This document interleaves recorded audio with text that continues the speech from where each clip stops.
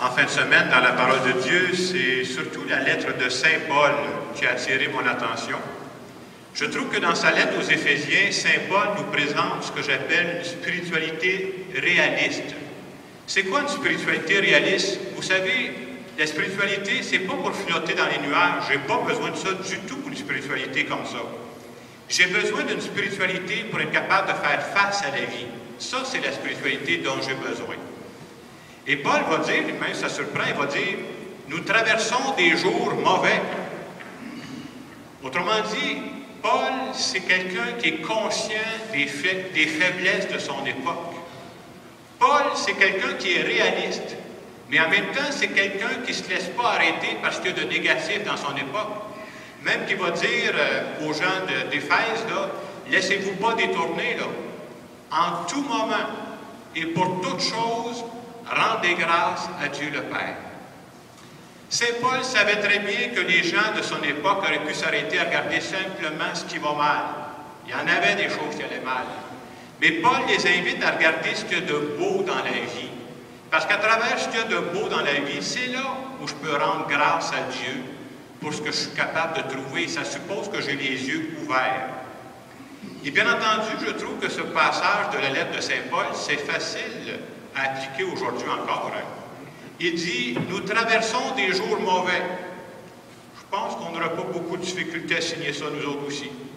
Et je me disais ce matin, s'il disait, juste avant de continuer la célébration, on va prendre quelques minutes pour nommer tout ce qui va mal dans notre monde. Et je lui dis, si on faisait ça, j'aurais peur que la messe finisse tard. Parce que ça, on est au courant de pas mal de ce qui va mal. Alors, le dépassement, c'est autre chose. C'est comme si Saint Paul nous invite à regarder ce qu'il y a de beau dans notre vie, ce qu'il y a de beau dans notre monde. Parce que c'est ça qui me donne la force de continuer. C'est ça qui me donne la chance de dire merci à Dieu pour ce qu'il y a de beau. Vous savez, quand on vient à l'Eucharistie, tantôt on priait le psaume, puis c'est marqué dans le triomphe, fait qu'on lit ce qu'il y a là, il n'y a aucun problème. Goûtez et voyez comme est bon le Seigneur, c'est marqué dans le triomphe. Mais le danger, c'est de faire une prière creuse avec ça. J'ai lu ce qu'il y avait dans le triomphe. Est-ce que je suis capable de temps en temps de m'arrêter pour dire, ouais, si c'est vrai, là, comment Dieu est bon pour moi maintenant? Oups, là, je vais être capable de lire ce dans le triomphe. Comment Dieu est bon pour notre monde maintenant?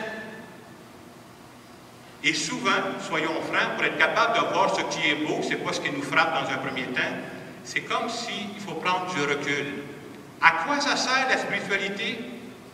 Pour prendre du recul. Si on ne s'arrêtait jamais comme on le fait ce matin, là, on est pris dans un tourbillon, puis tout ce qui nous saute d'en face, c'est tout ce qui va mal. C'est important de prendre du recul.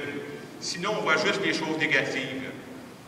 Et dans l'Évangile de ce matin, Jésus nous dit, « Je suis le pain, ce matin, je vous donne le pain. » Et bien entendu, quand il parle comme ça, on peut faire le lien facilement avec l'Eucharistie qu'on va vivre. Quand on vient vivre l'Eucharistie, je dirais, il y a toujours au moins 3 aspects. Je disais tantôt, on arrive ici, ce n'est pas nécessaire de crier à tout le monde, il y en a des fois qui me le disent en rentrant. On a tous des intentions. Hein? Puis je ne sais pas, l'intention de la personne qui est assise derrière moi, qui est à 2 bancs de moi, je ne la connais pas du tout. Mais j'ai prié pour ça aussi. C'est ensemble qu'on prie ce matin. Donc, premièrement, offrir nos intentions. Deuxièmement, quand on vient à l'Eucharistie, je viens chercher le pain, moi. C'est-à-dire, je viens chercher la force dont j'ai besoin pour passer ma semaine.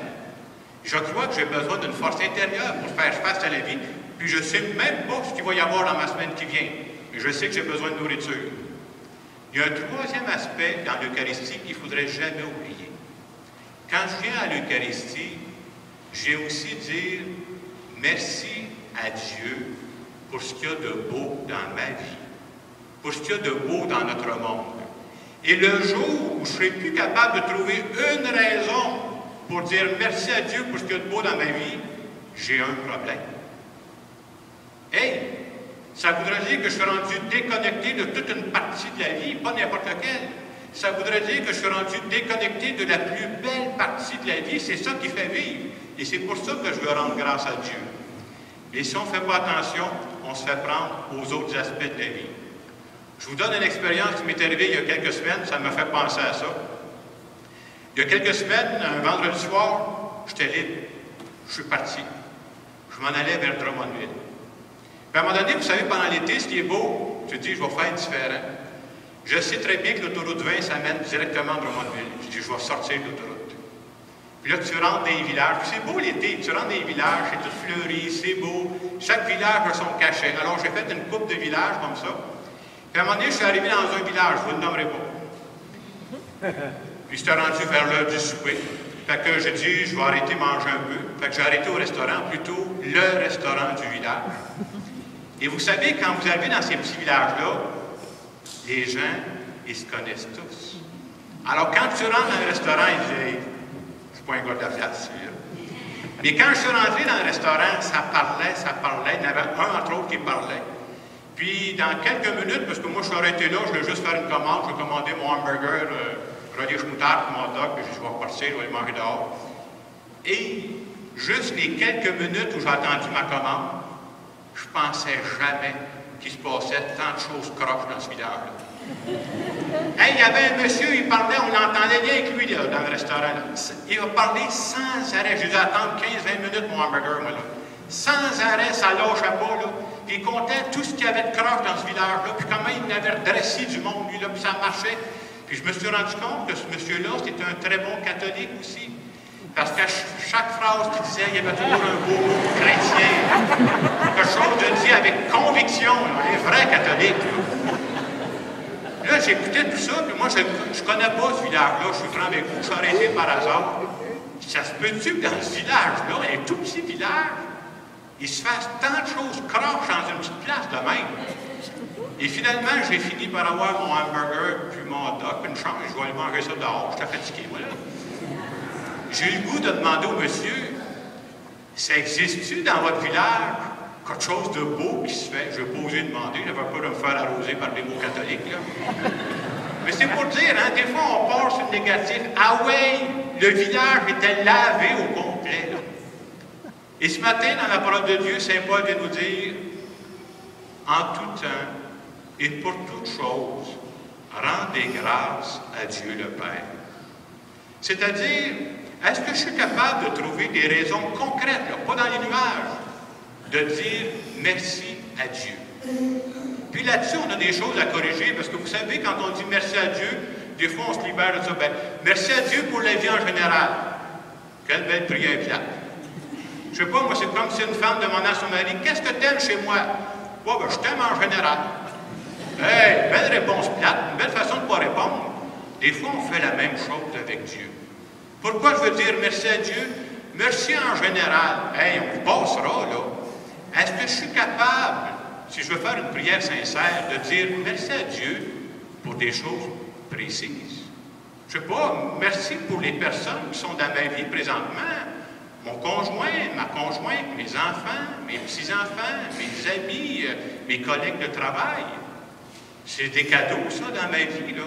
Et vous savez, souvent, pendant l'été, on a des rencontres. Soit des rencontres de famille, des rencontres entre amis. Là, c'est beau dehors, on en profite.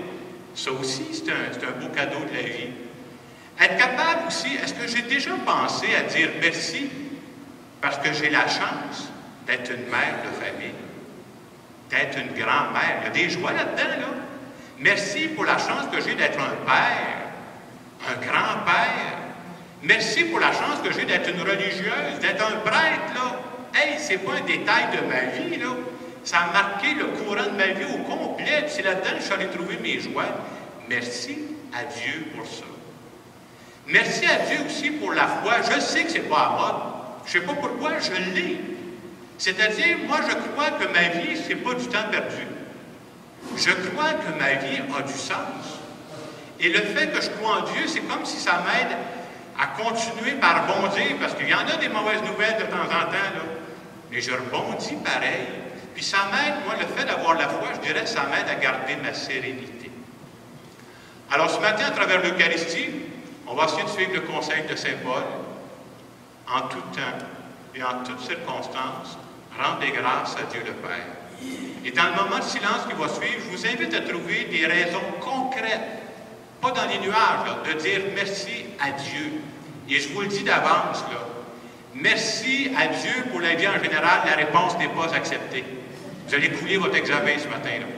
Trouvez-vous des façons concrètes de dire, c'est dans ma vie présentement et je veux te dire merci. Je vous laisse quelques instants pour vivre ce cœur à cœur avec Dieu.